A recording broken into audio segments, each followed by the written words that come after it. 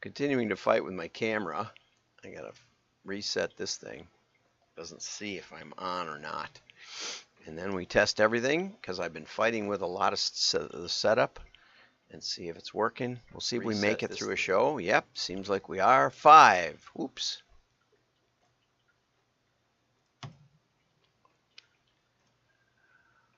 Now what happened? There we go. There we go.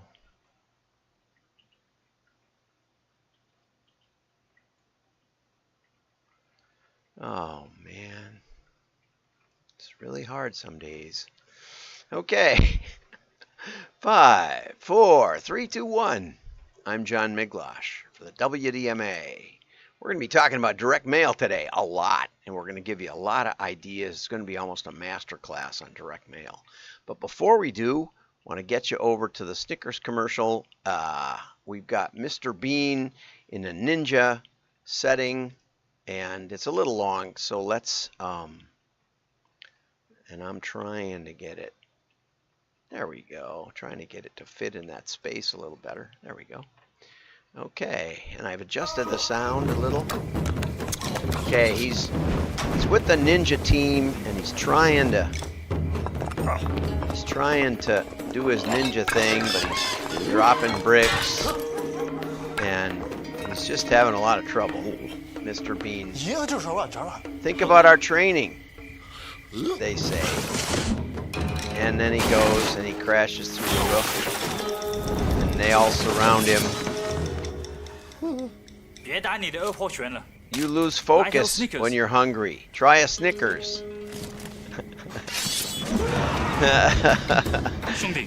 Better? Better. You're not you when you're hungry. Snickers, get some nuts. Get some nuts. So anyway, I like that. I really do. Anyway, maybe I shouldn't like it so much. But I just wanted to start with that. We talked about that one yesterday, about whether there's humor. And somebody wrote me a long, or somebody actually wrote a long reply to that article. I should look him up. Let's see. I'll put his name in the show notes. Let's see if I can get. I don't think I can quickly get to that. But anyway, I'll look. And yeah, I don't see it. Don't see it handy. So, David Foley's out. I was sending me a message. He's got something for me to look at. Oh, some nice pictures, some catalogs. Okay. So David, if you're on, I see that you sent me something, but I can't see it in the middle. So anyway, let's get over to the news. Get rid of that. Okay. First, Quad reports third quarter 23 sales drop. And, Joel had something to say, quite a bit. They went from 700 million last year to, from 830 million last year to 700 million this year. They were still profitable, 57 million, but last year was 69 million for the quarter. And they always put them backwards, and their profits aren't that far off this year. 173 million last year, 168 million this year, so very, very little change. Probably this won't drive the stock through the roof, but and this is what Joel had to say to the shareholders. Okay. Our distinction as a marketing experience or MX company resonates with brands and marketers because we seamlessly unite all essential resources required for frictionless, scalable marketing execution. That's one sentence. Our unparalleled integrated marketing platform provides our clients with a better marketing experience so they can focus on delivering the best customer experience. Yeah, I would love to have him say how this makes more money for their clients, but he doesn't. Interesting, at the very bottom of the article, there's a net sales breakdown. And what I noticed was that their integrated marketing, the very thing that Joel is touting, is down. Okay. On the other hand, catalogs are up, okay? Though targeted marketing is down, okay? And the mail. The only bright spot, one of the few bright spots is in catalog. One of the other bright spots, that's up is a magazine, which is kind of funny. And long run is up as a percentage of sales. So it's like, they remind me of all the catalogers who've gone digital. Digital is the thing. We're gonna modernize. We're gonna go digital, and then they go under because they don't realize that the digital customer is garbage in comparison to the catalog customer, right? Just plain flat out. Let's talk it straight. And so Joel keeps talking like he wants to. It's like, why don't you move to New York City, Joel, instead of down the street from me? So that you can hoity-toity and go to cons and con and all that other stuff. It's always been YouTube or I will, I record all these and then I can upload them, but I can't on LinkedIn because they only allow 10 minutes. I don't know why. My show is longer than that. They have to keep it there. It would help them if I uploaded it. It would be much more seamless for both of us and less stress. But that said, I'll edit that out probably. If you're live, you'll hear it. All that said, Quad keeps trying to get out of the catalog business, but that's what keeps holding him up. Okay. Trish Witkowski is going to end her Fold of the Week regular YouTube video. She has, according to this article, which is PI World, she has 30,000 subscribers, but YouTube says she has 14,000. So I don't know. 650 episodes, which is really good for a weekly show. Way more subscribers than I have. I don't usually send you over to LinkedIn, or I mean to YouTube. I get my interaction on LinkedIn, which reminds me, I've had a few companies come to me with their mailing pieces and ask me to look them over or ask me how they might work direct mail into their advertising mix. And I recommend that if you want to do that, I'd love to hear from you. My phone number is down below. David Foley encouraged me to put that there. You can also see my email scrolling by. But I also suggest that you join the WDMA. It's about, I think it's a little over $200. I think it's about $250 for an individual membership. If we do it a lot, you probably want to do a corporate, which is about $700, $699 or something. That really does encourage me. It really supports the work we do here. And, it's a lot, I get more than that per hour. So it's a really good deal. If you just want to talk, just join the WDMA and support the work. But anyway, so she's going to change to an online course. She's been thinking of doing that for a couple of years. It's not so easy. The software, the support, the quizzes at the end. It depends on how comprehensive you want it to be. But if you really want it to be comprehensive, it's quite a bit of work. But I wish her well. Good luck, Trish. Direct Mail Guide for Small Business by Kylie Kuglowski. Just a really great article. I'm only going to try and get through half of it today because there's so much. And sadly, the best stuff is at the bottom where she gives examples. And there are really some great, fun examples. She says everybody's doing digital these days, but physical correspondence has some advantages. What does that mean? Well, something that gets delivered in the mail that identifies your business, has a call to action, a response device, we used to call it, and she suggests incorporating a QR, which I always do, and then building a landing page. If more mailers did just those 4 steps, I think they'd have better results. It's simple, but it's not easy. Okay, so is direct mail marketing still useful? According to a marketing survey, there's some great links in this article too. If you want the links, go over to wdma.org and subscribe. It's under the join, wdma.org/join. It's free, and then you can access the show notes every day. WDMA takes a little while to load because I've got all the podcasts forever, which is about, I would guess, about 1,000 podcasts come up on the front page. We got to fix that. I got to move that into another section because it's just too much. It's no fun. We'll get that, but it's something to do with the template, and I don't know quite how. But anyway, Jetmail noted that some of their campaigns with just 2,500 mailers yield a 30% response rate, which would be 750 responses. Now, I would suggest that you mail a little more than that, because one of the great benefits of direct mail that's not included in this article is that you can test A/B split, but you don't want to base it on just a handful of responses. So what I was taught by Vic Hunter in the beginning was that you want to mail a cell or a split of whatever will get you at least 50 orders. That gives you a good confidence interval. It's not quite as simple as that, but that's a good rule of thumb, and it does really work. And even at the very beginning stages, you think it's going to flip, but it never does. It just always seems to come in as the random way that you would expect it to come. So I'm going to see if I'm still broadcasting over here.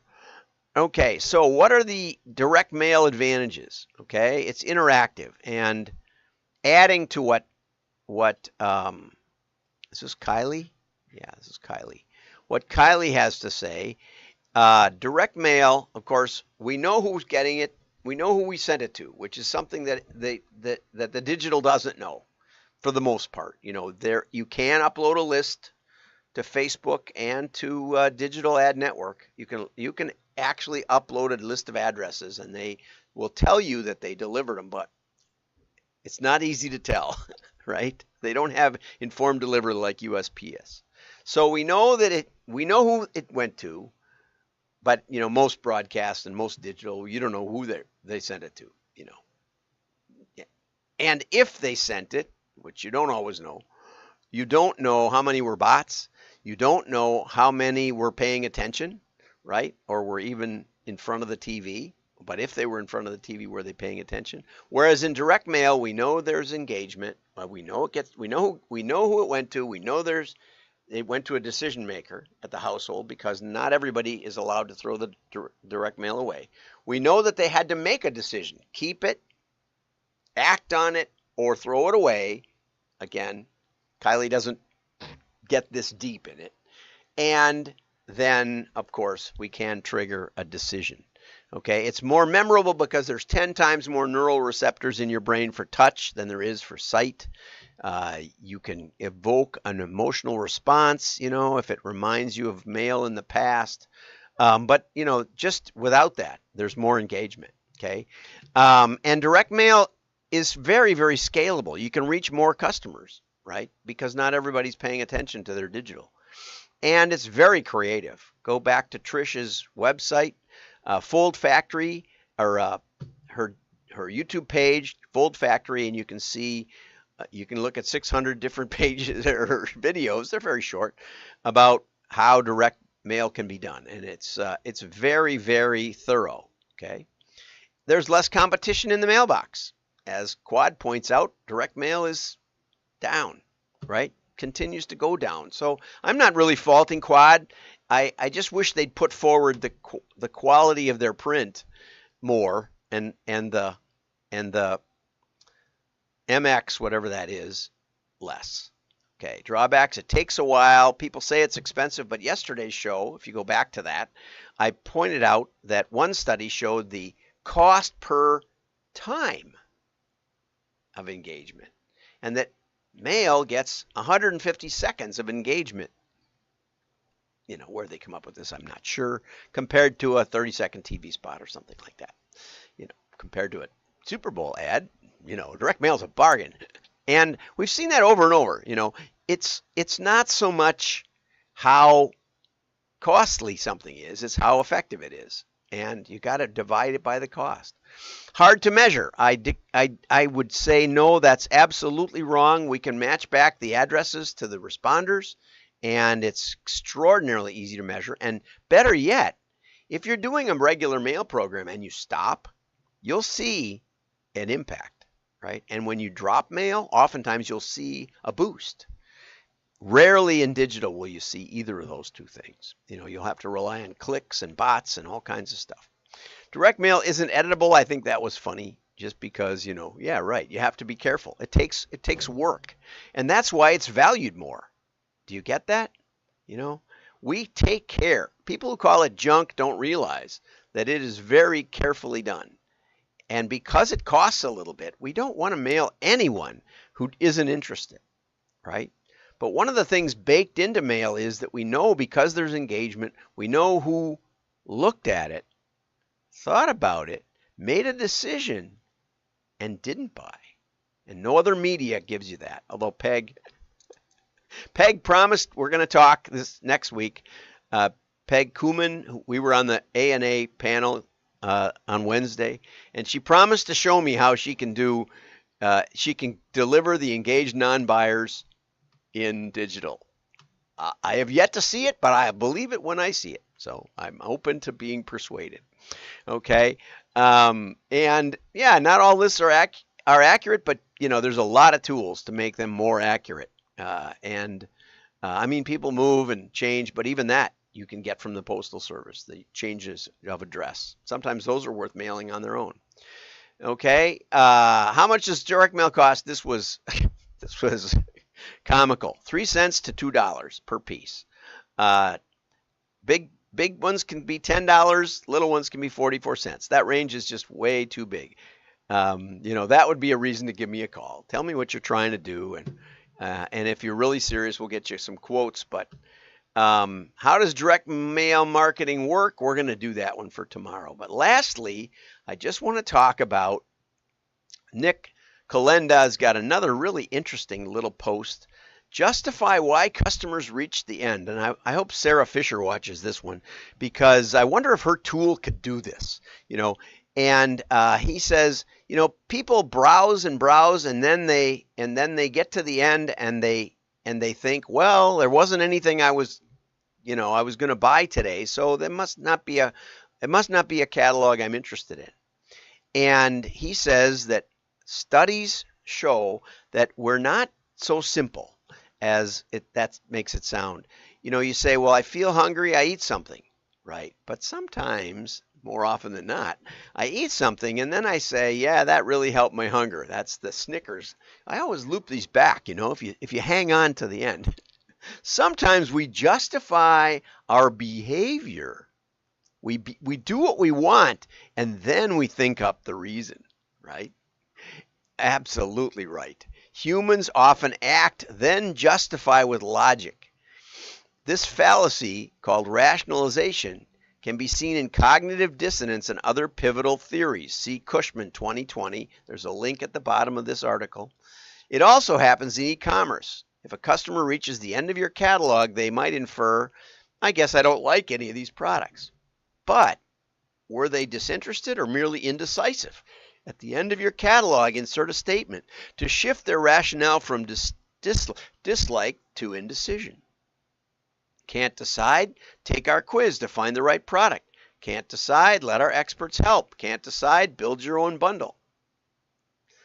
This is gold for Sarah Fletcher, who has a Shopify app that helps make the customer engagement much more long. They stay longer and they remember it more, and it's just all good. And so, Sarah, when they try to leave, this would be the thing to give them. Even if they don't click on it, it makes them wonder what they were really thinking. And of course, as humans, we don't really know what we're really thinking.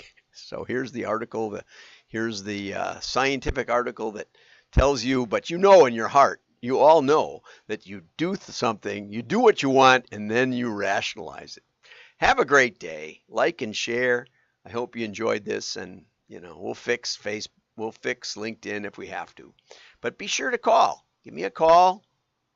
Join the WDMA. It really encourages me in this crazy endeavor. Bye-bye.